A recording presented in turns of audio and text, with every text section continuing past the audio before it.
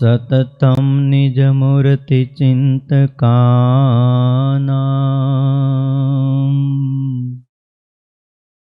અધિક શ્વેત મનોહર પ્રકાશે રોદિ દર્શિત રમ્ય દેવ્ય રૂપમ ભગવંતમ તમહં હરિમ નમામિ.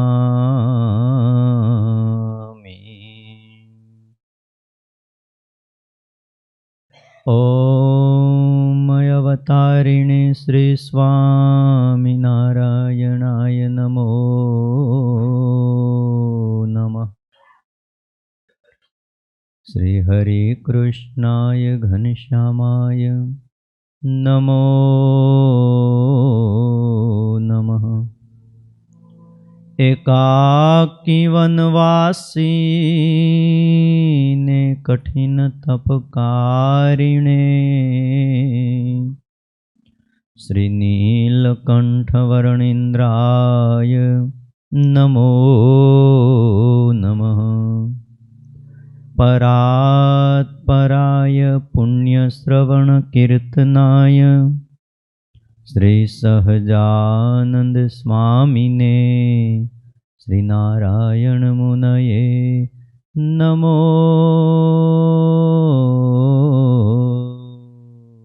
નમઃ. બોલો શ્રી સ્વામિનારાયણ ભગવાનની, હરે કૃષ્ણ મહારાજની, લક્ષ્મીનારાયણ દેવની, ગોપીનાથજી મહારાજની, રાધારમણ દેવની, સિદ્ધેશ્વર મહાદેવની, વિઘ્ન વિનાયક દેવ, કાષ્ટભંજન દેવની જય.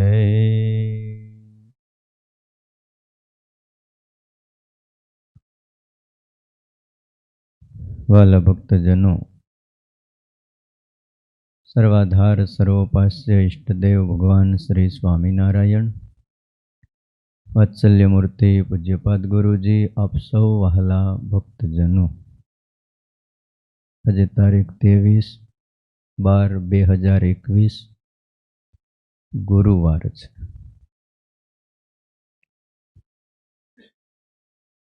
શિક્ષાપત્રી ભાષ્યની કથા, જેનું આપણે સવારમાં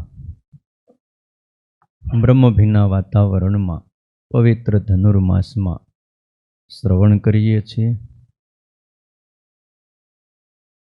ચોર, પાપી, વ્યસની, પાખંડી, કિમિયાએ કરીને ઠગનારો હોય, આ બધાનો સંગ અમારા આશ્રિતોએ ન કરવો. શાસ્ત્રની અમુક વાતો બહુ સૂત્રાત્મક હોય છે, પણ એમાં બહુ ઊંડાણ ભર્યું હોય છે. બહુ ટૂંકમાં વાત લખી હોય, બે એટલાનો સંગ ન કરતા.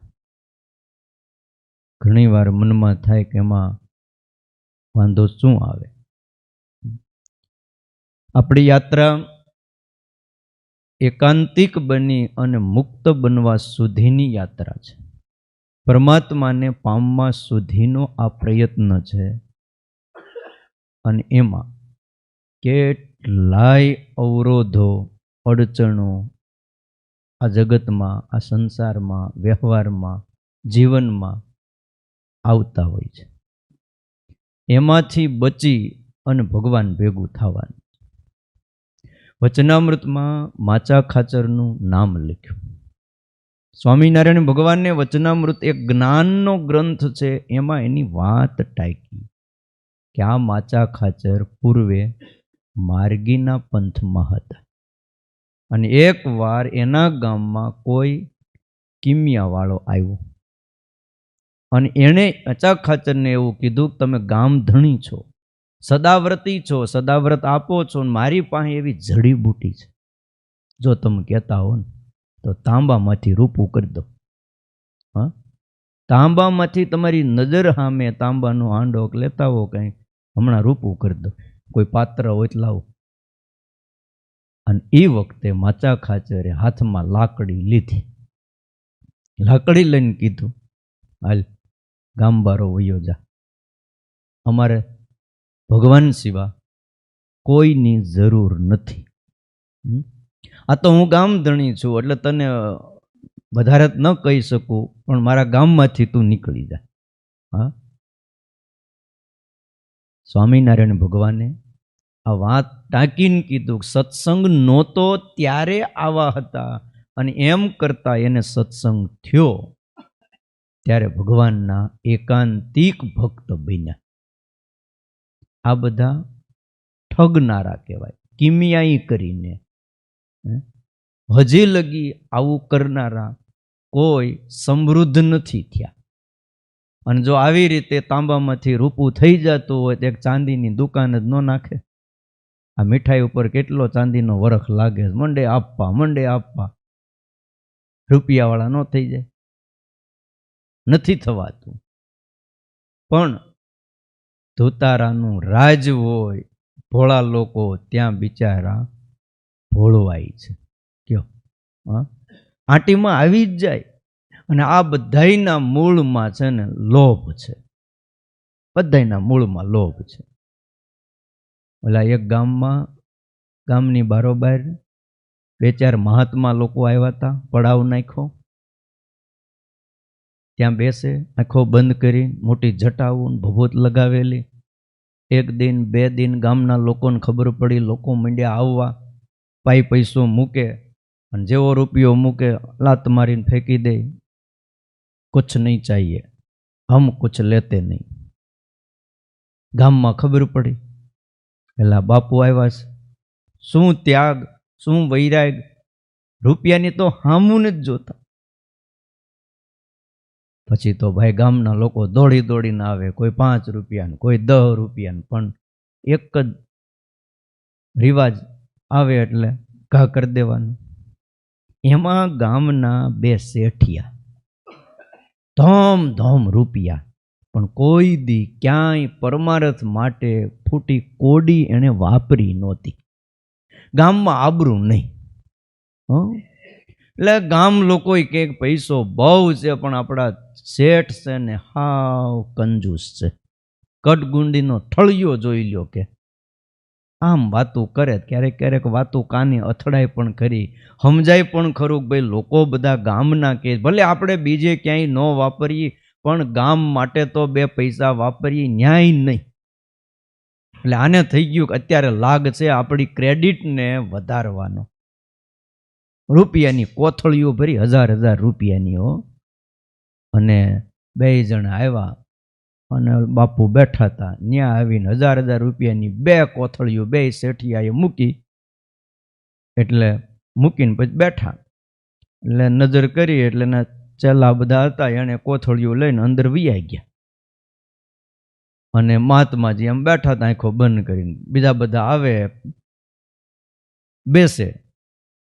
એટલે શેઠને એમ કે આવો કંઈ રિવાજ છે, પેલા અંદર લઈ જાય ને પછી પાછા બહાર લાવતા હશે ને પછી પાછા પ્રસાદીની કરીને દઈ દેતા હશે આ રૂપિયાની કોથળી. તે વાટ જોઈ, કલાક 2 કલાક 3 કલાક. હવે તો દુકાન ખોલવાનો, પેઢીએ બેહવાનો વારો હતો. એટલે કીધું, ઓલી કોથળીઓ તમે લેતા નથી ને પાછી આપી દો છો ને કે તો કે રૂપિયો છોડાય, 2 રૂપિયા છોડાય, આ કોથળીઓ થોડી છોડાય. લ્યો ગઈ, હવે શું કરું, અંદર વહી ગઈ, મગાય નહીં. પાછા માણસો ગામના લોકો બેઠા, ગામના લોકોએ જોયું શેઠ હવે ઉદાર થઈ ગયા છે, બાપુની વાત અડી ગઈ છે. હવે બાપુ ઓલા શેઠ ઈ પોતે મનમાં જાણે કે આ તો ભેળવાઈ ગયા ખરેખર. લોભ વસ્તુ એવી છે કે માણા મૃત્યુને નોતરે છે, પણ એ છોડી શકતો નથી. દક્ષિણમાં તિરુલુલમપુરમ છે. હા, યાત્રામાં તમારે નહીં આડું આવ્યું હોય, કારણ કે ત્યાં બહુ કંઈ પ્રસાદીનું સ્થાન નહીં, પણ તિરુલુલમપુરમ ગામ દરિયાના કાંઠે એક બહુ મોટું ગામ છે. અને અરબ મહાસાગરના કિનારે. હવે આ ગામમાં એક કાકા રહે, કાકાનું નામ તાકામલી. તાકામલી નામના કાકા ત્યાં રહે. પણ તાકામલી કાકા એટલે આમ તમે જોવો ને કંજૂસ બહુ હતા. મફતનું મળે તો પૈસો ખર્ચે નહીં, સસ્તું મેળવવા માઇલો સુધી દૂર જાય, અને ગાડીમાં બેસવાનો ખર્ચો તો પાછો કાકાને પોહાય નહીં. ઘરની ગાડી રાખવાની વાત હતી નહીં, અને પછી વાત એવી કરે ભગવાને આવા સરસ પગ આપ્યા છે, શું કામ ગાડીમાં બેહવું જોઈએ?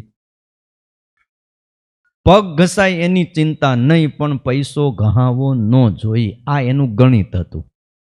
એ વખતની વાત છે. નાળિયેરની ખરીદી કરવા કાકા બજારમાં ગયા. કંઈક ઘરે પ્રસંગ, શ્રીફળની જરૂર, છોકરાઓએ કીધું કાકા લેતા આવો. કાકા ઉપડ્યા, થોડુંક હાલ્યા, નાળિયેર વેચવાવાળા પાસે ઊભા રહ્યા. રોડની સાઈડમાં ફૂટપાથ, અને ત્યાં નાળિયેર પાથરીને વેચતા હતા, કારણ કે દક્ષિણમાં નાળિયેર બહુ થાય, દરિયા કાંઠો. તે પૂછ્યું કાકાએ, તાકામલીએ, નાળિયેરનો ભાવ શું છે? કાકા, એક નાળિયેરના 10 રૂપિયા થાય. વેચનારાએ જવાબ દીધો. શું કીધું? 10 રૂપિયા? કંઈક સમજીને વિચારીને બોલ. હા, ભાવ થોડોક ઓછો કર. અત્યારે તો હારા નાળિયેર લેવા જાઓ ને પછી 30 રૂપિયા, 30 રૂપિયા, 40 રૂપિયા જેવું આમ મોટું નાળિયેર લેવા જાવ તો. આ તો થોડા વર્ષો પહેલા ત્યાંય ભલે દરિયા કાંઠે થાય, પણ મોંઘવારી તો એવી ને એવી જ છે. કાકાએ ઓલાને શિખામણ દીધી, તે કંઈક ઓછા કરે, ભલા માણા ઓછા કરે, હમણાં ક્યાં ધંધા પાણી હાલે છે, જોતો ખરો. એટલે વેચનારાએ સહજ રીતે કીધું, કાકા તમારે કેટલા રૂપિયા આપવા છે એ વાત કરો. એટલે કાકાએ ટૂંકમાં એમ કીધું 5 રૂપિયા દેવાશ. હવે 10 ભાવ કીધો અને હાવ 5 રૂપિયા માગ્યું. એમ કરો કાકા, અહીંથી 1 માઇલ દૂર હાલ્યા જાઓ. 1 માઇલ દૂર મોટી માર્કેટ આવશે, અને ત્યાં તમને શ્રીફળ સસ્તામાં મળી રહેશે. અમારે ત્યાંથી લાવવાનો ખર્ચ થાય ને બાપા, અમે ઠેઠ ત્યાંથી 1 માઇલ દૂરથી. હવે 1 માઇલ એટલે આમ કેટલા ગાવ કાંક થાય, અને ગાવ એટલે કિલોમીટરમાં ગણો બહુ લાંબુ ટૂંકું થાય. તમે ત્યાં જાઓ, સસ્તા મળતા હોય તો કાકાને રસ્તો કાપવામાં કોઈ વાંધો નહોતો. એટલે કાકાએ મોટી માર્કેટનો રસ્તો પકડ્યો. હા, એક હાથમાં લાકડી, એક હાથમાં ધોતિયાનો છેડો, અને કાકા હાલ્યા જાય. ઠેલી હતી પણ આમ આમ અહીંયા કાંડામાં પોરવી દીધેલી. અને કાકા ઉપડ્યા. એક મોટી માર્કેટમાં એક દુકાનદારને ત્યાં ઊભા રહ્યા. એટલે કાકાએ દુકાનદારને પૂછ્યું, નાળિયેરનો શું ભાવ? તો કે નંગના 6 રૂપિયા, 1 નંગના 6. હવે અહીંયા 10 હતા, મોટી માર્કેટમાં ગયા, 4 રૂપિયા ઓછા થયા. એટલે કાકાએ કીધું, કાકાનું એક ગણિત હતું, જે કે એનાથી આપણે અડધું કેવું, તો 3 રૂપિયા આપવાસ. એટલે દુકાનદારે કીધું કે કાકા 3 રૂપિયે ન મળે. હવે તમે વિચાર કરો, 10 રૂપિયાનું નાળિયેર એ 6માં કીધું. એટલે દુકાનદાર ઓળખી ગયો, એણે કીધું 3 રૂપિયામાં લેવા હોય ને કાકા તો બહુ દૂર નથી, દરિયા કિનારો હાવ નજીક છે અહીંયા. ને દરિયા કિનારે જાઓ, ત્યાં જે દરિયા કિનારે માણસો હોય ને વેચતા હોય, એ તમને 3 રૂપિયા આપે, કારણ કે અમારે દરિયા કિનારેથી અહીં લાવવાનો ખર્ચો થાય છે. હવે 10 રૂપિયાનું નાળિયેર 3 રૂપિયા મળતું હોય, કાકાને હાલવામાં કોઈ વાંધો હતો ને. શિયાળાના દિવસોને આમે લોકો વોકિંગ કરવા જતા હોય ને, આ તો સહેજે એક પંથને 2 કામ થઈ જાય એમ હતું. દરિયા કિનારે નાળિયેર 3 રૂપિયાનું સાંભળીને કાકા માંડ્યા હાલવા. 1 માઇલ હાલ્યા ને દરિયો ભાઈ ઘોઘવતો દેખાણો. દરિયા પાસે લારીઓ લઈ અને બિચારા ગરીબ માણસો ત્યાંથી ઉતારી અને નાળિયેર વેચતા હતા. ફેરિયા દેખાણા. કાકાએ એક ફેરિયા પાસે ઊભા રહ્યા, ભાવ પૂછ્યો. એટલે પહેલા એ સહજ રીતે કીધું 2 રૂપિયાનું 1 નાળિયેર છે. 2 રૂપિયા? તોય પાછો અવાજ નીકળ્યો.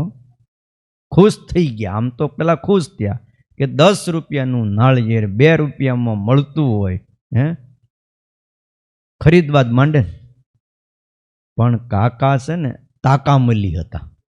હા, કંજૂસ નહીં કાકા હતા. સીધી રીતે ખરીદે તો એનું નામ તાકામલી નહીં. કાલ કીધું હતું ને અમુક નામ જ ન લેવું, નામ લ્યો ને તોય ખાવા ન મળે. કાકાએ કીધું 1 રૂપિયામાં આપું. એટલે ફેરિયાએ કીધું મહેનત કરીને કાકા ઝાડ ઉપરથી નાળિયેર ઉતારીશ. આ કાંઈ ભોમાં નથી પાકતા, આ ઠેઠ ઉપર ઠેઠ પાકે છે. મહેનતના જ ખાલી 2 રૂપિયા લઈશ. આજે ઉપર ચડવું, ત્યાંથી ઉતારવા, આ જે અમારી મહેનત છે ને બસ એ સિવાય અમે 1 રૂપિયો વધારે લેતા નથી. બરાબર છે, પણ તમને તો જો મફતમાં જ મળે ને, કાકાએ કીધું, તમારે ક્યાં મહેનત કરવી પડે છે? પૈસા ક્યાં દેવા છે? ઝાડ ઉપર ચડીને ફળ તોડી લ્યો છો, ખાસ કોઈ બીજી મહેનત નથી. તમારે ક્યાં આમાં કંઈ ખર્ચો છે? 1 રૂપિયો પણ કંઈ ઓછો ન કહેવાય કે મહેનતાણું મળે છે. શિખામણ દીધી એટલે ઓલા ફેરિયાએ સહજ રીતે કાકાને કીધું, કાકા એક કામ કરો ને, આ હામે ઝાડવું દેખાય છે, જેટલા જોઈ એટલા લઈ લ્યો અને બધાય મફતમાં મળે છે, ઉપર ચડીને તમે તોડી લ્યો. એટલે મનમાં ફેરિયો બોલ્યો કે મહેનતની કિંમત કાકા ઉપર ચડશો ને તઈ સમજાય. ઘણીવાર આપણને એમ થાય કે બિચારા ગરીબ માણસો શાકભાજી વેચતા હોય, આપણને એમ થાય આટલો બધો ભાવ, પણ એની તમે મહેનત જોવો ને. પોટલા ઉપાડીને લાવવાના એ તો ઠીક, પણ હવે એ મહિનો પાણી પાવાનું, રખોપું કરવાનું, હાચવવાનું, ઘાસ નીંદવાનું, અને ફાલ વધારે આવે એટલે એના પોષણ રાસાયણિક ખાતરો નાખવાના, કેટલી દેખભાળ કરવાની. ત્યારે માંડ ત્યાં 2 તુરિયા ને 2 દૂધિયા એ લાગતા હોય, અને એમાંય જે ગુવાર હોય, ભીંડો હોય, વાલોળ હોય, ચોળી હોય, એ સીંગું એક તોડવાય. તમે બગીચામાં જાઓ ખરા ક્યાંક શાકભાજી તોડવા, એ કિલો તોડો ને તમને એમ થઈ જાય કે આના કરતાં ચોળીનું શાક ન કરાય. અને પાછું એ લાવ્યા પછી પાછી એને ફોલવાની, દાણા કાઢવાના, આ બધું કઠણ છે. કાકાએ કીધું તો વાંધો નહીં, હાલો. એમાં જેમ તેમ કરીને પછી અહીંયાથી રવાના થયા ને, જેમ તેમ કરીને એક નાના વૃક્ષની ટોચે ચડ્યા. ત્યાં ઝાડવા તો બહુ મોટા મોટા, પણ થયું એટલે બધે ઊંચે ને આ મોટી ઉંમરે તકલીફ પડે. એટલે નાનું ઝાડવું, એમાં નાળિયેરમાં અમુક નાના મોટા હોય. આમ નાળિયેર લૂમે ઝૂમે, પણ આમ કદ નાનું. એટલે કાકાને થયું કે આમાં વાંધો નહીં આવે. ચડ્યા, નાળિયેરને હાથથી પકડ્યું ને એક ઝાટકે ખેંચવા મહેનત કરી, પણ એક ઝાટકે તૂટે તો એ નાળિયેર ન કહેવાય. નાળિયેર એને સંતનું સ્વરૂપ બતાવ્યું. બોલો કે કોઈ પણ એને ઘા કરે, જો તમે આંબા ઉપર ઘા કરે, કેરી જોઈને, જાંબુડો હોય છોકરા ઘા કરે, બોર હોય તો ઘા કરે, પણ હજી સાંભળ્યું તમે નાળિયેર હતા ને છોકરાએ પાણાને ઘા કર્યા, નાળિયેર પાડી દીધું? ખબર છે કે આપણા પાણાથી આ પડે એમ નથી, અને પાણો આંબે એમ નથી. અને એટલે તો કોઈ પણ માંગલિક પ્રસંગમાં શ્રીફળ હાથમાં આપવામાં આવે, એને મઢવામાં આવે. બેનું દીકરીઓ હોય તો એને માથે પણ મોતીએ મઢીને શ્રીફળ રાખવામાં આવે. વરાજાના હાથમાં દે, ઓલો શું કે પો ભરાવે, એના હાથમાં શ્રીફળ આપવામાં આવે ને કે જરા ધ્યાન રાખજે, ભલે સંસારમાં પડ, પણ આ તારા હાથમાં જે સ્વરૂપ આપ્યું છે એ સંતનું સ્વરૂપ છે. સંસારમાં ભલે પડ, પણ જીવન તો સાધુ જેવું રાખજે. એટલા માટે આ બધી આપણી પરંપરાઓ હતી. અને નાળિયેર પડે નહીં. કાકાએ ભાઈ આમ 2 હાથે પકડીને ઝાટકો માર્યો, પણ નાળિયેર કાંઈ ખેંચાય નહીં. પણ જોર બહુ કર્યું ને તે નાળિયેર તો તૂટ્યું નહીં, પણ આમ પકડ્યું ને પગ ઓલા ઝાડવાની હારે આમ ભરાવેલા, પગ છટકી ગયા. કાકા લટકતા રહી ગયા સવારના પોરમાં. સદભાગ્ય એટલું કાકાનું કે નાળિયેર હાથમાં રહી ગયેલું, એટલે હેઠા ન પડ્યા, પણ ગભરાણા બહુ. પછી તો હવામાં લટકે ઊંચી. હવે દરિયાને કાંઠે એક તો ઓલી સમુદ્રની હવા આવે, અને ન્યા લટકે અને બરાબર લાગ જોયો. હવે હું કરે પણ, અને કાકાએ ભાઈ જોરથી પછી બૂમો ચાલુ કરી, બચાવો, એ બચાવો, કોઈ મને બચાવો, હેઠો ઉતારો. હવે તે દી ક્યાં ન્યા એવી ક્રેન ને એવા સાધનો ને બધું હતું, કાકાને આમ ઉપરથી હેઠા ઉતારે, ન્યા ક્યાં ક્રેન દરિયા કાંઠે આટા મારતી હોય. 4-5 ફેરિયા હેઠા ભેગા થઈ ગયા. શેઠ માંડ્યા કરગરવા, હો કાકા. ફેરિયાએ કીધું, કાકા હેઠું ઉતરવું છે? તો ઉતરવું જ છે ને, હવે આમ જ મરી જાય ને, તો મોત દેખાઈ ગયો, ત્યાંથી પડે ને હાડકું હાજુ ન રે. એટલે ફેરિયાએ કીધું 500 રૂપિયા થાય તો ઉતારી દઈ. ઉતારવાના 500 રૂપિયા લાગે. કાકા કે 500? હે? મરતા ક્યાં ન કરતા, ઓલું કહેવાય ને, કિંમત છે. મરતા ક્યાં નહીં કરતા. તમે જુઓ, જે હમણાં બહુ રોગ આવ્યો ને બીક લાગી, લોકો કેટલા ખર્ચ્યા. આમ તમે કહો તો ક્યાંય 5,000 રૂપિયા વાપરે ખરા? પણ ખાલી એક ઇન્જેક્શન લેવાના 80,000, 75,000, 70,000, 40,000 રૂપિયા આપ્યા એક ઇન્જેક્શનના. કાકા આવા તો એક નહીં, હા, એ હું આપી દેતા એ નક્કી નહીં, કહેવાય કે ઇન્જેક્શન દીધું. અને એ કેટલા કેટલા રૂપિયા ખર્ચાણા. એટલે મરતા ક્યાં નહીં કરતા. કાકાએ કીધું, કાંઈ વાંધો નહીં, 500 રૂપિયા કબૂલ, જાઓ, પણ મને હવે હેઠો ઉતારો. એ વચનથી બંધાણા. નાળિયેર પકડીને પછી તો ઊભા હતા, લોકોએ ઓલા રોજ ચડતા હોય એ લોકો 1-2 જણા ચડ્યા, નીચેથી ટેકો દીધો. કાકાને કીધું, હળવેકથી હવે નાળિયેર છોડો, અમે પકડ્યા છે હેઠે. અને ધીમેકથી હેઠે ઉતાર્યા. અને પછી થોડાક ટેકો દઈને પછી નીચે ઓલા લોકોએ 4-5 જણાએ ઓલી ત્યાં માછલા પકડવાની જાળ હોય, એ જાળ પકડી રાખી, 2 વડી 3 વડી કરીને પછી કે હવે થોડોક ઠેકડો મારી દો, વાંધો નહીં આવે. એ કાકાએ પછી ઉપરથી નાળિયેર છોડ્યું, આવ્યા નીચે, જાળમાં ઝીલી લીધા, કાંઈ ન થયું. કાકા કૂદ્યા, બચી તો ગયા, 500 રૂપિયા આપ્યા, ત્યારે છૂટ્યા. લાલચ બુરી બલા. 10 રૂપિયા નાળિયેર લઈ લીધું હોત ને તો 500 રૂપિયા થાત નહીં. હે? પણ ન છૂટે, કહેવાય ને. તમે જુઓ, આ જગતમાં ઘણા ફૂટપાથ ઉપર જોશ જોવરાવે છે. ફૂટપાથ ઉપર બેઠા હોય એવા લોકો છેતરનારા. હવે જે ફૂટપાથ ઉપર બેઠા હોય એ આપણું શું જોવાના, એટલો વિચાર માણસોને આવે છે, પણ છતાંય જોવરાવે છે. પાછા ત્યાં પોપટ આટા મારતા હોય, કબૂતર આટા મારતા, પાછા એ ચિઠ્ઠી ઉપાડે. કબૂતર બોલો, પોપટ ચિઠ્ઠી ઉપાડે અને એ પાછો ખોલે ને એમાં પાછું લખ્યું હોય, બધામાં સારું જ લખ્યું હોય. તમે કોઈ પણ ચિઠ્ઠી તમે ઉપાડો ને, અમુક બાબત લખી હોય, અને આ સંસારમાં અમુક બાબત બનતી હોય, આ લોકો પાવરદા હોય કે આવું આવું કથાતું હોય, એટલે કે તમારે આમ થશે ને તમારે આમ થશે. અને પછી હવે કબૂતર જો જોશ જોઈ દેતા એ સાનમના નો મનુષ્ય થઈ જાય. હે? એટલે આવાનો સંગ ન કરવો, એની ઉપર વિશ્વાસ ન મૂકવો. આપણે ત્યાં એવું કહેવાતું કે 100 ખેડૂ ભેગા કરો એટલે 1 વાણિયો થાય. 100 ખેડૂ બરાબર 1 વાણિયો, અને 100 વાણિયા બરાબર 1 હોની.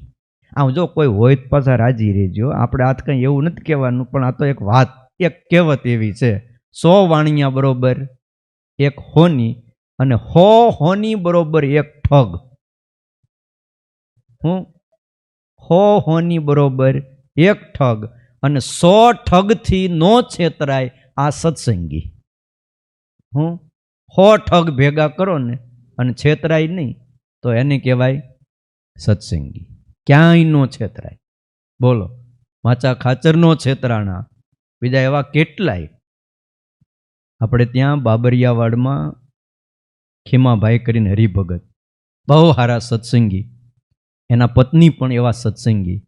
અને ભાઈ કૃપાનંદ સ્વામી, રાઘવાનંદ સ્વામી, ગુણાતીતાનંદ સ્વામી, આવા મોટા મોટા સાધુનો જેણે સમાગમ કરેલો, પડખા સેવેલા, અને સત્સંગ તેદી ભાઈ કહેવાય ને ઘૂંટી ઘૂંટીને પીતા હતા. આમ ઓલું કહે ને ઔષધ જેમ જેમ ખરલમાં ઘૂંટો ને ઘસો ને ઝીણું થાય એમ ગણ બહુ કરે. એમ એવો સત્સંગ કરેલો. આમ બહુ મોટી પારાયણો નહોતી થતી, મોટી કથાઓ નહોતી થતી. આમ ઓસરીમાં બેસતા હતા અને બાયુમાણા હોય એ ઘરની અંદર બાવણાની જરાક આમ તિરાડી ખુલ્લી રાખીને એ અંદર બેહે અને ઓસરીમાં હરિભક્તો બેહે ને એક બાજુ સાધુ બેન. આવી કથા થતી હતી. ને બીજું હતું હું, અને ઘણાને એવા ઘર મોટા ન હોય તો ગાયું બાંધવાનું ઓલું શું કે કોઢમાં કે ફરજામાં ન્યા બેસીને સાધુઓ કથા કરતા અને હરિભક્તો સાંભળતા. ઉતારા ન્યા કરતા, રહોડું ન્યા, પછી વહી જાય પછી રસોઈ કરવાની ન્યા, ન્યા મંગાળો કરવાનો, 3 ઈંટું મૂકવાની, પથરા મૂકવાના, ન્યા કુંભારને ન્યાથી એક નવું હાંડલું લાવવાનું ને મૂકવાનું અને એમાં ખીચડી રાંધતા. લ્યો, બીજા પાત્ર ને એવા મોટા વાસણોય ન મળતા. ભગત એવા સત્સંગી, એના ઘરના માણા પણ એનાથી 2 દોરા ચડ્યા હતા. એવા સત્સંગી ભગવાન સ્વામિનારાયણની અચળ નિષ્ઠા, ડગે નહીં. પર્વત પ્રાય આપણા નંદ સાધુઓએ નિશ્ચય કરાયો હતો. એટલે એવા જબર. એમાં બન્યું એવું, અહીં ગુજરાતમાંથી એક બ્રાહ્મણ ફરતો ફરતો આ ખીમા ભાઈ ન્યા ડેલીએ ગયો. ગામમાં જાણ્યું પછી ન્યા જઈને કે જય નારાયણ. તો કે જય નારાયણ. આવો આવો ભૂદેવ આવો. કોઈ બ્રાહ્મણ આવે એટલે ભાઈ આ તો સત્સંગીનું ઘર. ભાઈ એને ખબર નહીં કે આ ખરેખર આ સત્સંગી છે. એટલે ન્યા આવીને કે તમારે હમણાં તમારા પતિને 7.5ની પનોતી બેઠી છે બા, અને બહુ મુશ્કેલી છે પરિવારમાં. તમારે તમારી તકલીફ દૂર કરવી હોય તો માતાજીને માટે વીંટી કરાવો, ચૂંદડી ઓઢાડો, શ્રીફળ નાળિયેર આપો, અમુક દક્ષિણા આપો તો તમારી બધી જ પનોતી નીકળી જાય. એટલે આ સત્સંગી બેન એણે તો પહેલાં સાંભળ્યું. પછી કે 7.5ની પનોતી બેઠી હોય તો ભૂદેવ થાય શું? થાય કાંઈ નહીં, તમારા ધણીને હમણાં ગામત્રા કરવા પડે. ગામત્રા કરવા પડે એટલે તો ગામડે ગામડે ફરવાનું થશે. અને ભાઈઓ સત્સંગી બેન એણે ત્યાં ઓસરીની કોરે ઊભા કીધું, ભૂદેવ ગામત્રા તો તમારે કરવા પડે છે. ગુજરાતમાંથી પગ ઢળતા ઢળતા ઠેઠ તમે અહીંયા આવ્યા. મારો ધણી તો બાજરાના 2 રોટલા ખાય, ઉપર માખણનો પીંડો અને ગોળનો આવડો એક કટકો ઈ ખાય અને નિરાયતે લીમડાની છાંયે હૂતા છે. ભૈયા જાઓ, આ સત્સંગીનું ઘર છે. અહીંયા કૃપાનંદ સ્વામી, ગુણાતીતાનંદ સ્વામી, મોટા મોટા સાધુઓનો સંગ થયો છે.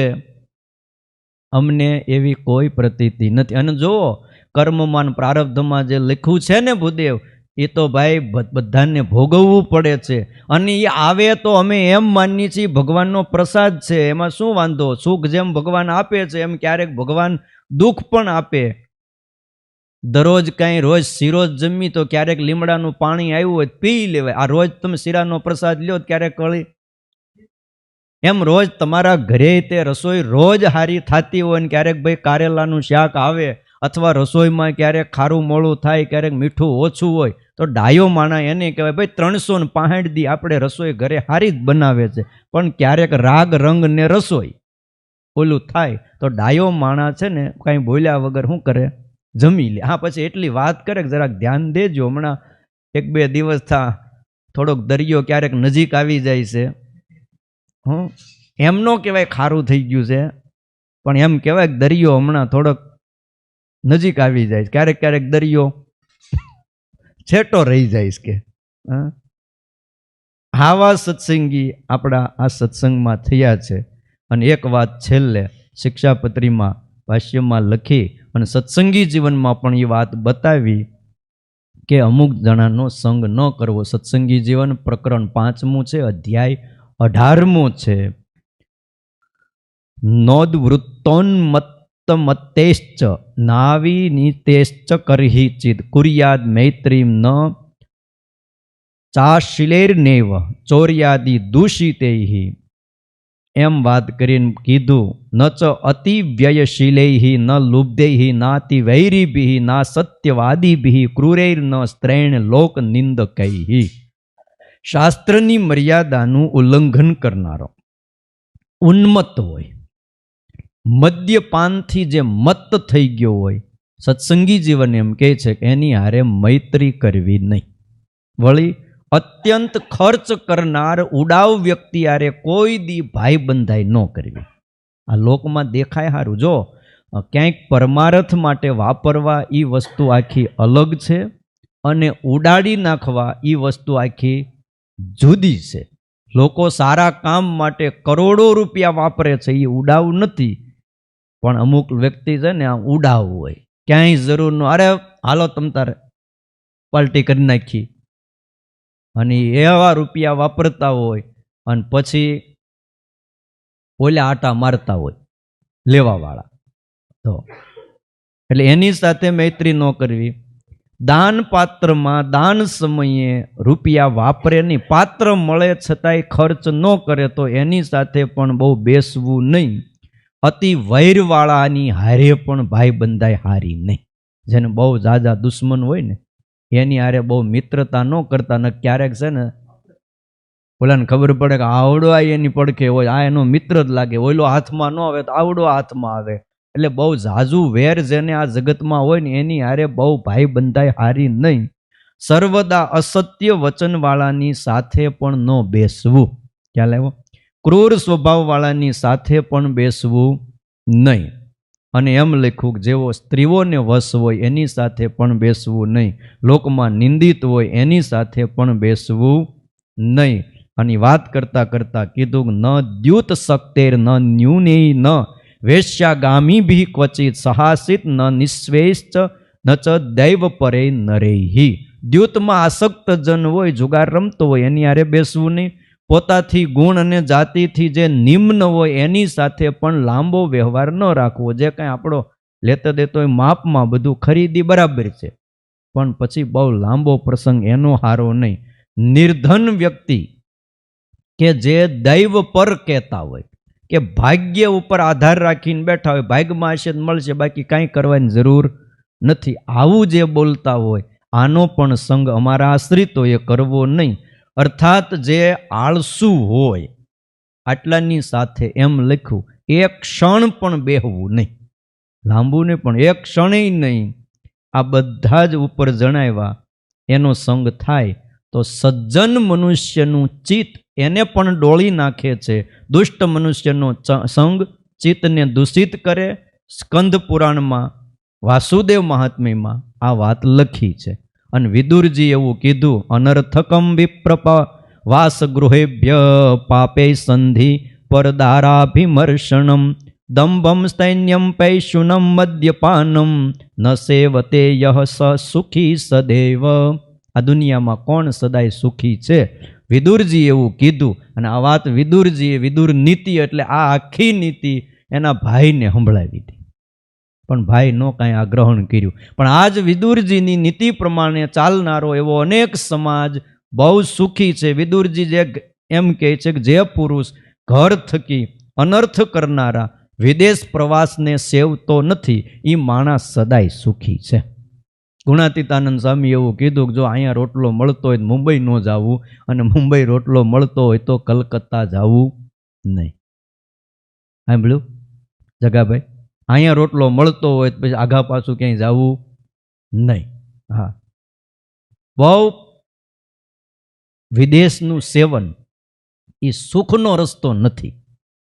કયો આજે પણ ભલે અત્યારે આપણને દેખાય, આપણા બહુ યુવાનો ત્યાં જાય છે, પણ ત્યાં ગયેલા લોકો એમ કહે છે પાછલી જિંદગીમાં તો અમારે અહીંયા જ આવવું પડે, ત્યાં તમને જેલ જેવું લાગે. જેટલા લોકો ગયા છે ને એ એની અર્થ વ્યવસ્થા થઈ જાય એટલે એ લોકો અહીંયા ગમે ત્યાં ભારતમાં એનું મકાન, ફાર્મ, બંગલો બાંધીને તૈયાર જ રાખે. ને ખબર છે કે અમુક ટાઈમે અહીંથી નોકરીમાંથી છૂટા ત્યાં એટલે અહીંયા જ વી આવે, અને પાછલી જિંદગી શાંતિથી અહીંયા ગાળે છે. બહુ વિદેશ પ્રવાસ કરનારો માણસ સુખી નથી. પાપીઓ સાથે સંધિ જે કરતો નથી એ માણસ સદાય સુખી છે. પરદારા પ્રત્યે જે ગમન કરતો નથી એ માણસ સદાય સુખી છે, અને જે માણસ દંભ નથી કરતો એ માણસ અંદરથી સુખી છે. દંભ કરનારા બહારથી તમને દેખાય, પણ એક સમય એવો આવે, આ દુનિયા એવી છે, ભગવાને એવું આ દુનિયામાં કર્યું છે કે સહન કરે ને ત્યાં લગી કરી રાખે, પણ એક દી ગમે એવો હોય એનું કપટ, એનો દંભ આ જગતમાં ખુલ્લો થાય ને થાય. ચોરી કરનાર વ્યક્તિ એ સુખી ન થાય. દંભ અને ચોરી, ચાળિયાપણું અને મદ્યપાન જે નથી કરતો એ માણસ સુખી છે. શરદીના બાને પણ તમારે જરાક ઘણા હું સત્સંગ ન હોય ને, શરદી મટતી ન હોય તો એક ઢાંકણું લઈ લો. એક ઢાંકણામાં કાંઈ વાંધો નહીં. હા, ઝાઝુ લઈને ત્યાં તકલીફ છે. એક ઢાંકણામાં હું તકલીફ થાય કયો જઈ થાય તકલીફ? ઓલા કથા કરતા હતા ને ભૂદેવ, પછી બધા સાંભળવા માટે આવે, ઘણા માણસો સાંભળવા, કથા સાંભળવા આવે, એમાં વાત બધી આવે, દારૂ ન પીવો, પણ એ બધી વાત કરે નહીં, કારણ કે થોડીક લત લાગી ગઈ હતી. અને એ એકાદી ઓલે શું કહેવાય, થોડુંક પીને આવે ને પછી કથા જામતી હતી. કોઈ દી વાત ન કરે, કોઈક પિતા પછી હારવાર બધું જામતું હતું. ને એમાં એક દી ક્યાંક આને બહાર જવાનું થયું ભૂદેવને. હવે એના બદલે એના છોકરાને કીધું, બેટા તું આજ છે ને જરા કથા વાંચી આવજે, આપણો રોજનો ક્રમ છે ને હવે મારે જવું જ બહાર. તે છોકરો કથા વાંચવા આવ્યો ને કથા વાંચવા બેઠો, એમાં બરાબર એ વાત આવી, એ કે એક ટીપું પણ જો દારૂનું જોડા ઉપર પડે અને એ જોડામાં જે પશુનું ચામડું ઉપરાણું હોય તો એ પશુ પણ નરકમાં જાય, આટલું પાપ લાગે, માટે કોઈ દારૂ પીશો નહીં. ઓલા બધા સાંભળે, એલા આપણે તો રોજ આ બધું આપણે હારોહાર પીએ છીએ, આનું કેમ થાય? એક ટીપું જો ખાલી પીતા પીતા પડી ગયું હોય જે ચામડા ઉપર, તો એ પશુય જો નરકમાં જતા હોય તો આપણે ક્યાં જાવું? તે મૂંઝાણા બધા. એ કે આવી વાત તો આપણે કોઈ દી સાંભળી નહીં, આમાં આવી વાતો લખીશ. બીજે દી વળી પાછા ઓલા ભૂદેવ આવ્યા, તે વાત બધાએ કરી કે આ વાત શું છે, કાલ તો આવી વાત આવી હતી. તો કે એમાં એવું છે, સમજી ગયા કે આ છોકરાએ જેવું છે એવું કહી દીધું. એમાં એવું છે કે એક ટીપું પડે ને તો નરકમાં જવું પડે, બાકી તમે આખો પ્યાલો પી જાઓ કાંઈ વાંધો નહીં. આ ટીપાનો જ દોષ છે. તમે કયો આમાં કેમ આને ઉગારવા? આવી રીતે આ જગતમાં બધું હાલતું હોય છે. શાસ્ત્રમાં લખ્યું છે આટલા જણાનો સંગ ન કરવો, અને પછી એનાથી વિશેષ વાત સ્વામિનારાયણ ભગવાને શિક્ષાપત્રીમાં લખી કે જે બહુ ઉપયોગી છે. બહુ આ ઓલું જે હમણાં કીધું ને એ બધું તો આમ નજરે દેખાય, ચોર હોય, પાપી હોય, વ્યસની હોય, પાખંડી હોય, પણ હવે જે સ્વામિનારાયણ ભગવાન લખે છે ને એને ઓળખવું બહુ કઠણ છે. ભક્તિમ્બા જ્ઞાનમાલંબ્ય સ્ત્રી દ્રવ્ય રસલોલુભા પાપે પ્રવર્તમાનાસ્યુ કાર્યસ્તેષામ ન સંગમ. હજી વાત એ જ ચાલુ છે. તેષામ સંગમ ન કાર્ય, એવાનો સંગ ન કરવો. કેવાનો? કે પાપની અંદર જે પ્રવૃત્ત હોય એનો. ત્યારે આપણને એમ થાય કે ભાઈ કયો માણા એવો હોય કે પાપની અંદર પ્રવૃત્ત ન હોય? તો આગળ લખ્યું, પાપની અંદર પ્રવૃત્ત હોય પણ એની પ્રવૃત્તિ કેવી હોય? ભક્તિમ્બા જ્ઞાન માલંબ્ય, ભક્તિ અને જ્ઞાનનું આલંબન કરીને જે સ્ત્રી, દ્રવ્ય અને રસ, આ ત્રણ વાના બતાવ્યા. સ્ત્રી, દ્રવ્ય, રસાસ્વાદ. આમાં જે લુબ્ધ હોય, લોલુપ હોય, પ્રવર્તતા હોય, તો એ સત્સંગી હોય, સાધુ હોય, મહાત્મા કહેવાતા હોય, ગમે એવા ઉચ્ચ કુળમાં જન્મા હોય, તો પણ એનો સંગ કરવો નહીં. આવું કે સતાનંદ સ્વામીએ આની વ્યાખ્યા કરતા સમજાવ્યું કે જે પુરુષો ભક્તિ અને જ્ઞાનનો ઓથ લઈ સ્ત્રી, દ્રવ્ય, નાના પ્રકારના રસ એમને વિશે તૃષ્ણાએ યુક્ત થઈ અને પ્રાપમાં પ્રવર્તતા હોય તો એનો સંગ ન કરવો. કેટલાક શાસ્ત્રમાં ભક્તિનું બળ બહુ બતાવ્યું છે, અને ભક્તિનું બળ એટલું બધું બતાવ્યું છે કે ગમે એવા પાપ હોય ટળી જાય. અને ખોટુંય નથી, ભક્તિનું બળ તો છે જ. હવે પાપમાં પ્રવર્તે. આદિત્ય પુરાણમાં ભગવાનના નામનો એટલો બધો મહિમા બતાવ્યો વાલા ભક્તો, અને એમ લખ્યું નામનોસ્તિ આવતી શક્તિ પાપ નિર્દહને હરે તાવત કર્તુમ ન શક્નોતી પાતકમ પાતકી જન. આવું આદિત્ય પુરાણમાં લખ્યું કે માણસ આખી જિંદગી પાપ કરે, પાતકી માણા હોય, એનામાં એટલી તાકાત નથી કે પાપ કરી શકે. જેટલી શક્તિ ભગવાનના નામમાં છે, નામનો યસ્તિ યાવતી શક્તિ પાપ દહને હરે હે. ભગવાનના નામમાં એટલી શક્તિ છે પાપને બાળવાની. એક નામ લીધું હોય, અરે અડધું જ નામ લીધું, કયો અજામિલ નો તરી ગયો, ગજેન્દ્રનો ઉદ્ધાર નો થયો, નામથી જ થયો. પણ ક્યાંથી લેવાનું? ઠેઠ નાભીમાંથી, ઊંડેથી.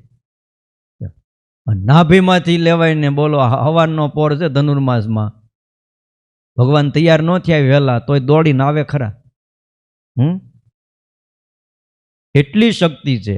એટલે આવું વિચારીને જે માણા પાપમાં પડે કે ભાઈ નામમાં તાકાત છે, આપણે કાંઈ 2-4 પાપ કર્યા, સ્વામિનારાયણ સ્વામિનારાયણ સ્વામિનારાયણ બોલી જાઓ એટલે પાપ બધા ટળી જાય. આવું મહાત્મ્ય બતાવીને જે પાપમાં પ્રવૃત્ત થતા હોય તો એનો સંગ ન કરવો. નામમાં તાકાત છે, પણ તમારે એના માટે ખોટું કરીને પાપ બાળવાની વાત નથી.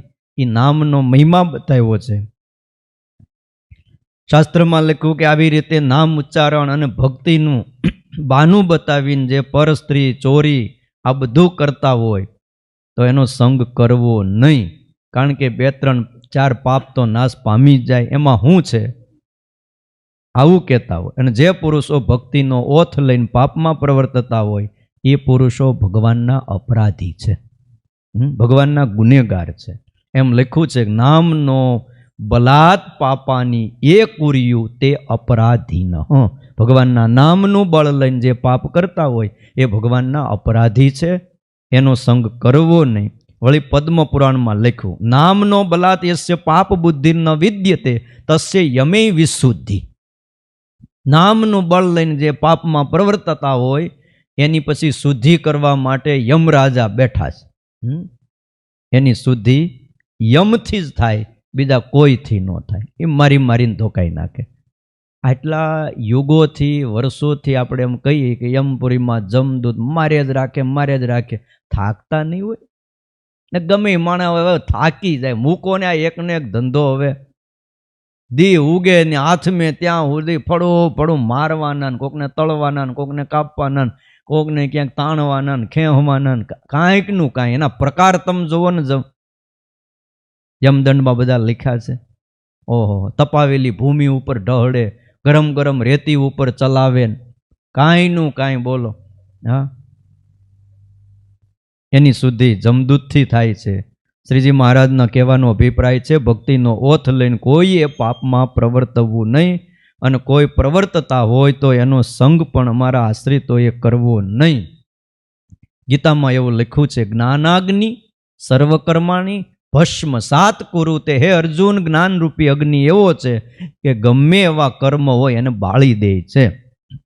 હવે આવી બધી વાતો આડી લાવીને કે ભાઈ જ્ઞાનરૂપી અગ્નિ લાગશે, થોડું ઘણું કર્યું છે આડાવળું ભક્તિના બાને ટળી જાય, પણ એ વાત અહીંયા એના માટે નથી, ખોટું કરવા માટે.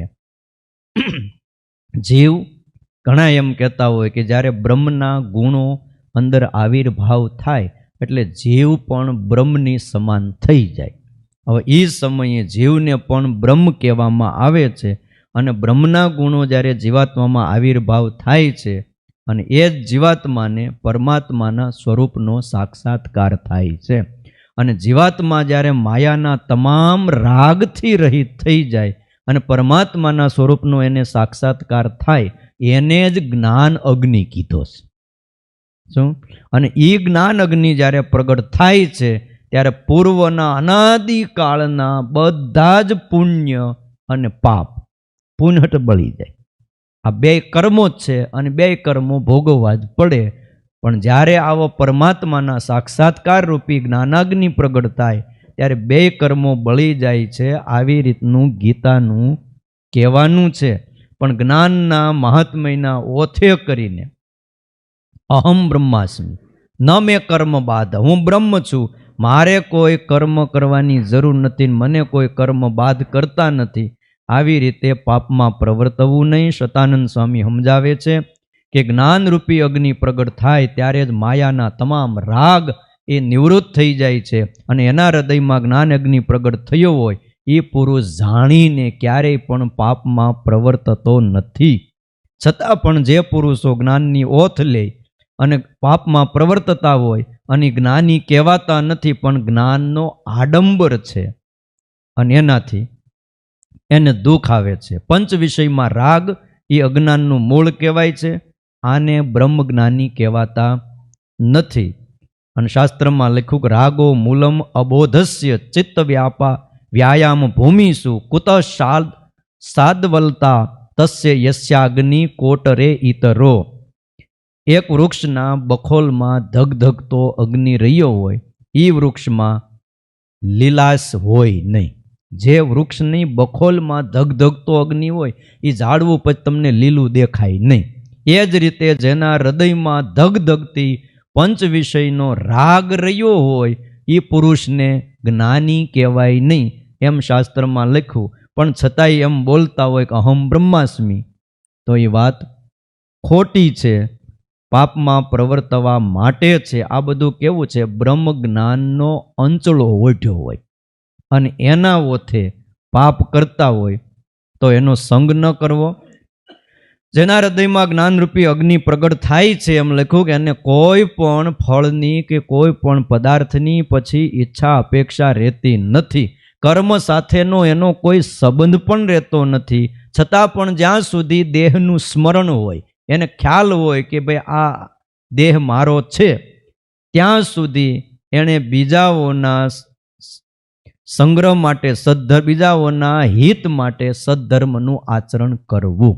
મોટા સાધુઓ હતા ને, શાસ્ત્રમાં લખ્યું 80 વર્ષનો થાય એને વૃદ્ધ કહેવાય, અને 80 વર્ષ પછી એને કોઈ નિયમ લાગુ પડતા નથી. શું કે સમજો કે પછી કદાચ એ વહેલા મોડું એને થાય, ક્યારેક પૂજા છૂટી જાય તો એને કોઈ શિક્ષાપત્રીનો બાધ નથી. કેટલા વર્ષ પછી? 80 વર્ષ પછી. છતાં પણ આપણા આદર્શ એવા સંતો અને ભક્તો 80 વર્ષ પછી પણ ભગવાનની આજ્ઞા પાળતા. ઘણીવાર શિષ્યો એમ કહેતા, ગુરુ હવે તમારે જરૂર નથી, 80 વર્ષ ઉપર થઈ ગયા, તો કે અત્યાર સુધી મેં મારા માટે પાળ્યું, હવે તમારા માટે પાળું છું. હું આ 80 વર્ષ પછી મૂકી દઈશ ને તો તમે જોઈને કાલે એમ જ કહેશો કે અમારા ગુરુએ આવું કરતા હતા. તો અમારે પણ આમ કરાય. પછી એક શીલો પડી જાય. શું થઈ જાય? રસ્તો થઈ જાય. એક માજી રડતા હતા બહુ. એટલે કીધું, માજી કેમ રડો છો? કથામાં બેઠા બેઠા બહુ રડે. તો આજ સાંજે મને સ્વપ્નું આવ્યું હતું. તો પણ સ્વપ્નું સાંજે આવ્યું હતું, તમે અત્યારે અહીંયા શું કામ રડો છો? અરે પણ વાત તો સાંભળો. સ્વપ્નમાં કે મારા હુતીથી માથેથી ઊંદડી વહી ગઈ કે.